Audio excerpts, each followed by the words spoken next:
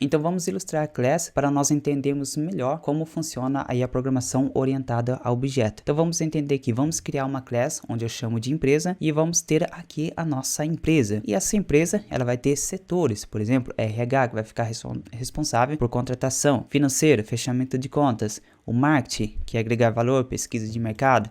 Vamos ter também produção, que é desenvolvimento e qualidade. Vamos ter também compras, onde está ali relacionado com pesquisa e compras. Também recepção. Então podemos ver que aqui nós criamos uma class empresa que vai ter esses determinados setores. E o objeto é a empresa e podemos atribuir alguns métodos para cada setores.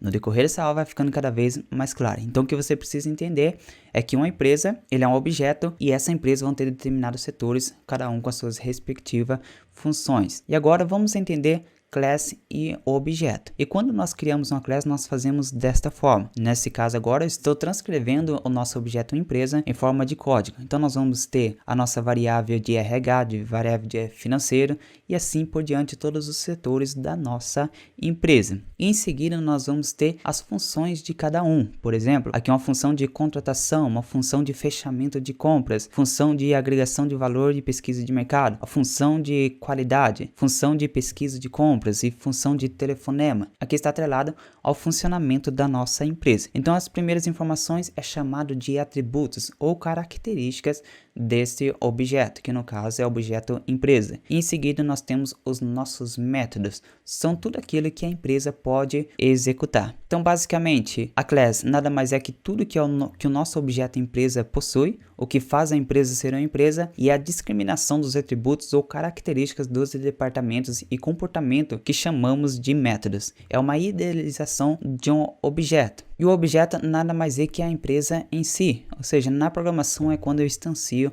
uma class, mas vai ficar claro quando nós digitarmos o nosso código. Uma forma bem simples para nós entendermos class e objeto, a class podemos pensar numa questão de projeto, podemos pensar em um manual de algum produto. Ou seja, ali vai estar determinado todas as suas características e funções de cada setor. Por exemplo, o manual de um produto, ali estão as suas características, para que serve algum botão. Por exemplo, o nosso celular, podemos definir ele como um objeto, mas quando você compra algum aparelho de celular, ali também vai vir um manual, a qual vai especificar que este botão ele serve para ligar e desligar, que esse botão serve para volume. Então, nesse manual é como se fosse a nossa class, onde vai definir os seus atributos e também os seus métodos de funcionamento. E quando eu tenho o objeto em si, isso é chamado de objeto. Então, basicamente, isso é o significado de class e objeto, ok? Então, aqui nós temos o nosso objeto da empresa em si.